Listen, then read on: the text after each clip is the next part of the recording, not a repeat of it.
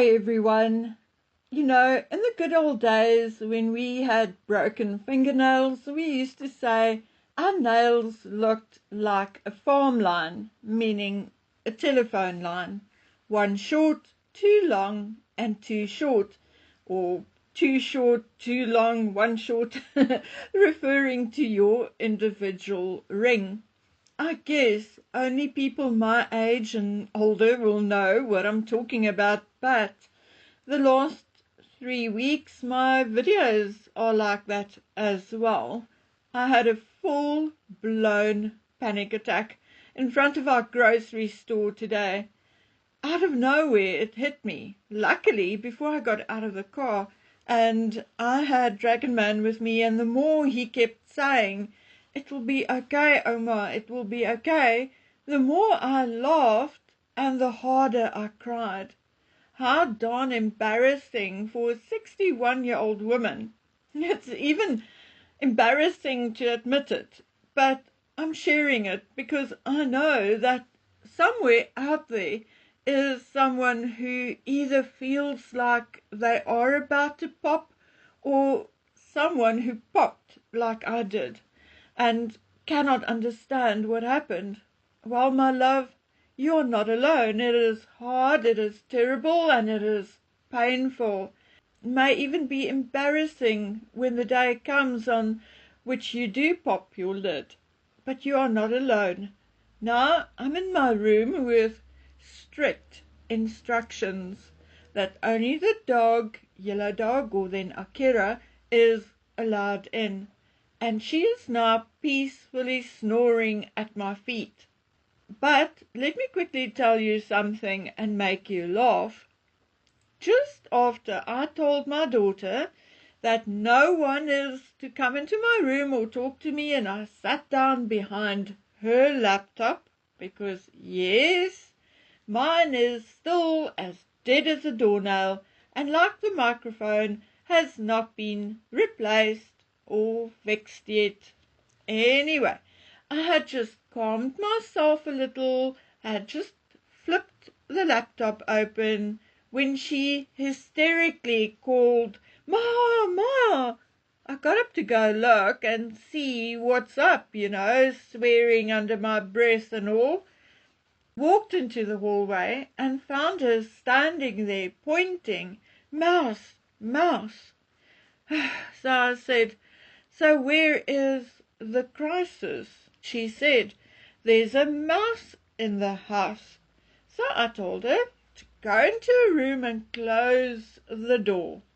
I opened the front door and in a calm voice asked the mouse to please leave. And he did. And I turned around and said, "See, they are not stupid. Instead of screaming and shouting, just tell it what to do."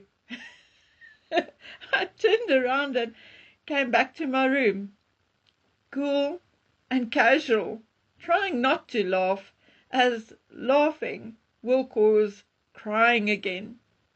But of course, you can go right ahead and laugh. Anyway, guys, let's first talk about Harry's appearance at New York Times' Deal Book Summit.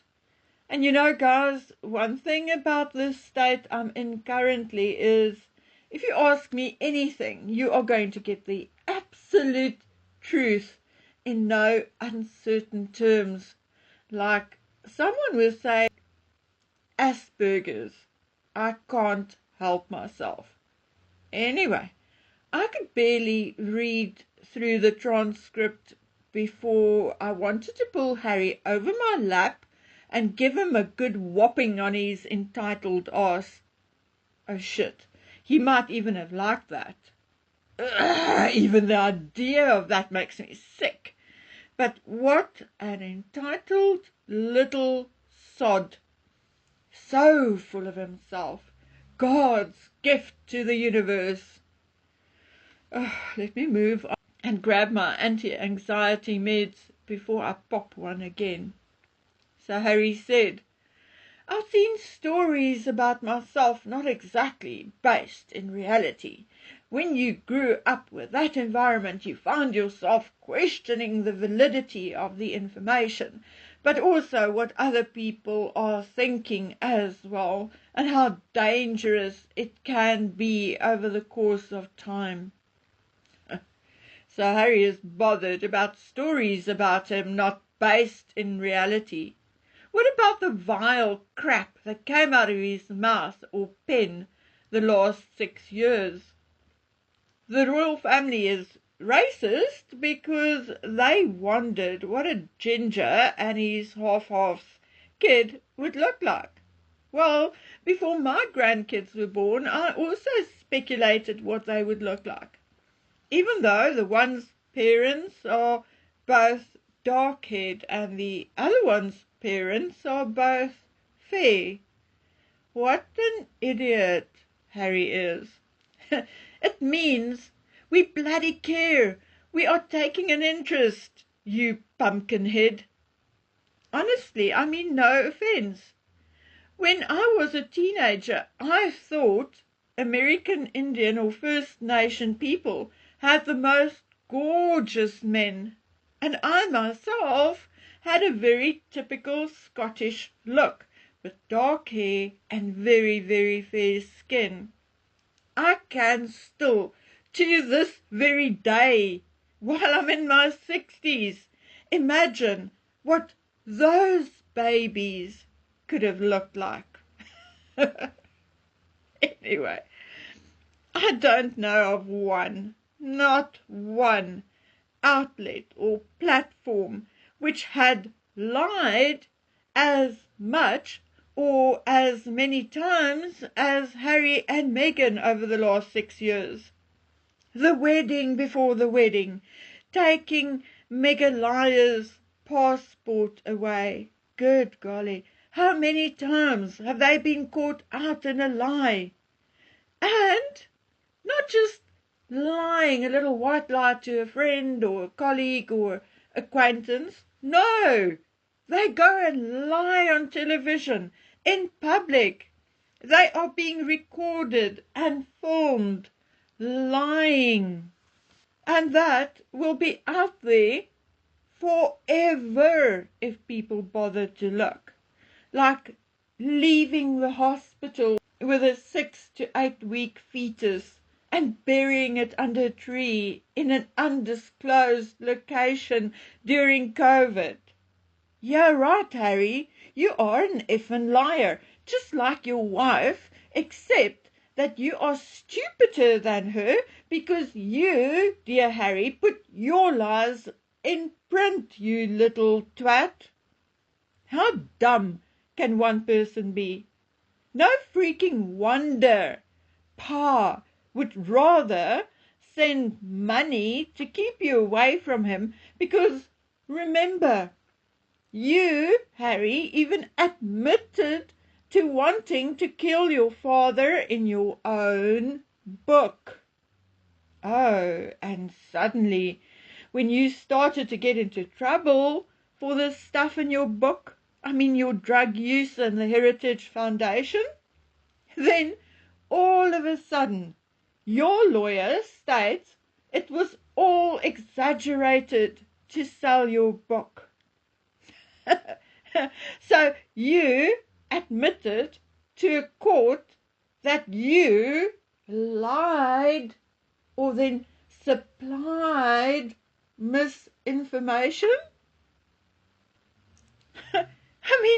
Misinformation. Talk about misinformation. Of course, Harry knows all about it. He's the expert because him and his wife are the top producers of misinformation. Finally, they are number one in something.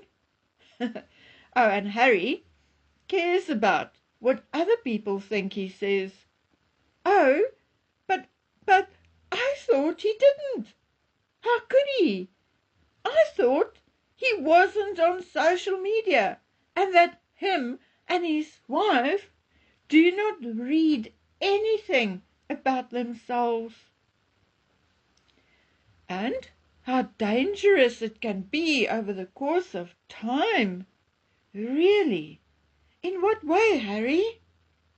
It wasn't the media who said Harry knocked off 25 Afghans like pieces on a chessboard, was it? For that alone, nobody should ever give Harry a platform to talk about jack shit ever again. How can any of these woke liberal interviewers, influencers, journalists, celebrities ever come preach to us about humanity, compassion, charity, if they give a platform to a man who once referred to human beings, flesh and blood, as chess pieces? Tell me, explain to me, how could you? Now, all while I'm upset and angry and on a no-holds-barred rage, I think that Afghan leader, or the Afghan leader who said that if Harry was telling the truth, then he needs to be charged in an international court for crimes against humanity because they had no troops or spies out in that area on those particular days, and definitely not on scooters. Well, I think that man did not get attention because it was not convenient to listen to him, because the chances are that he was indeed telling the truth, and all you need to do is to go back to Harry's book. Go back to Spare and go read it for yourself. How he knocked them off their scooters. He said nothing about them being armed. Now, guys, I'm putting my hands up. Don't bitch and moan at me. Don't get angry at me. I don't even care if you, like me, go buy the book and donate a few dollars to the Whinger. It is an excellent record of Harry's lies and or criminal behavior. So, who is putting Harry and his family in danger? The media? No. Mainstream media is and can be horrible. But this time they are innocent. It was Harry himself who told these stories in his own words, in his own book, and out of his own mouth in recorded interviews. It wasn't the media who spoke or told or admitted to Harry's drug use, was it? By his own admission, it was the media who tried to suppress and prevent it from coming out. In his book, there were 2 occasions high-profile journalists tried or did suppress evidence of Harry's drug use. The first time was Rehabber Cooks, the pustule on the arse of humanity, as he called her in his book. Now, if I was Rebecca Brooks, I would have sued the Winger's arse off in court for defamation and everything else I could think of. You see, he thought he was being clever by not calling anyone in his book by their real names. But it is not clever, it is juvenile, because we all know who he is talking about. Anyway, Rebecca was sent evidence of Harry using drugs. Now, in one place of his book, Harry actually admits that it was likely one of his mates trying to make a buck, or just as what they may have thought at the time. Remember, they were all young. They may have thought it was a joke. But not once did Harry even consider that it might have been because they cared and were worried about him and wanted to out him so he would be forced to get help. Anyway, so Rebecca Brooks received this evidence, and some of it is indeed photographs. And instead of rushing to publish it all, she went to the palace, actually to Charles. And what did Charles do? He dispatched Mark Dyer to have a clandestine meeting with a colleague of Rebecca Brooks's. Then Mark was dispatched to go see Harry at Eton.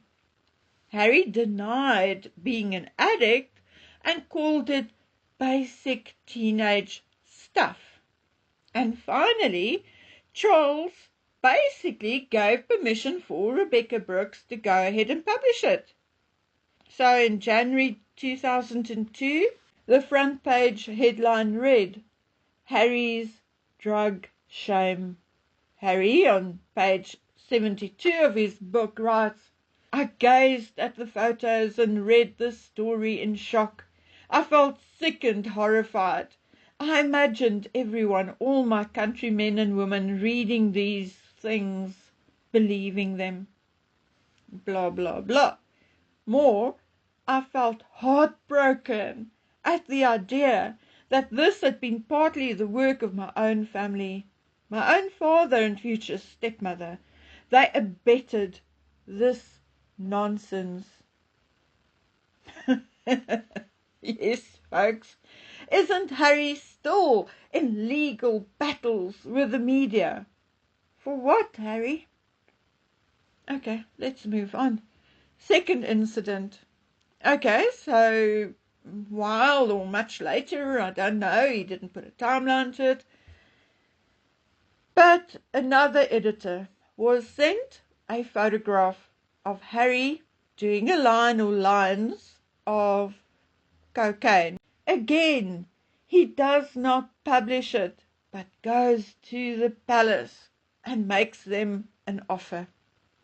Yes, Mark tells Harry that the editor, now listen carefully, this editor is willing to lock the photograph in his safe forever in exchange for a sit down with Harry to explain to him and show him how damaging his drug use is and can be. In exchange for suppressing the photograph, he wants to talk to Harry and give him some life advice.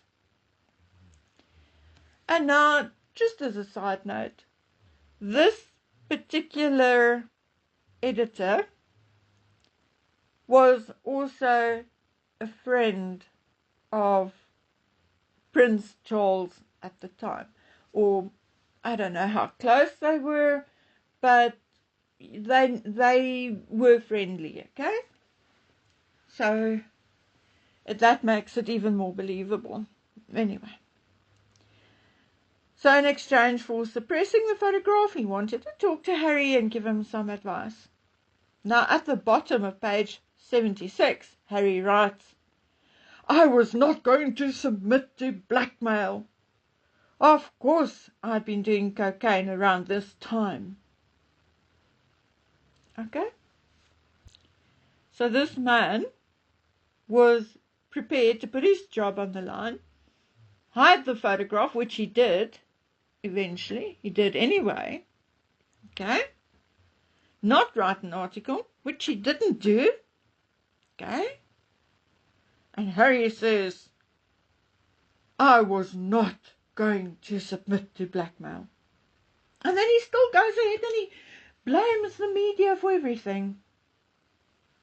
And then, as a side note, he writes, But he was really doing cocaine at the time. Okay, let's move on. Okay, so still, even though this came from Harry himself, he is still going after the media with this disinformation crap. Harry has been responsible for disinformation from a very young age. No wonder he's such an expert on the topic. Okay, guys, I am indeed the broken Energizer Bunny today, so I am not by half done with this. I am indeed analyzing the entire appearance and will bring it to you with receipts. But for now, I have to go. Bookworm life awaits. Guys, all I can tell you is stand strong, hang in there, breathe deeply. If silly old me can do it, you can too. Stand up and go get that sweet tea, go for a walk, or like me, I'm on my 5th cup of coffee and it's not even midday yet. Whatever floats your boat, just do it. If it makes you feel better, just do it. I was in a hardware store having paint mixed, a bright orange for a wall in my lounge, and the bloke said, "Wow, it's rather bright." And I said, "Yes, it's okay. I'm old and bold." Just be you today. If you're old, be bold. And if you're young, be bold too. Be you. Just be you. Because I love you just the way you are. Okay? Bye. Bye.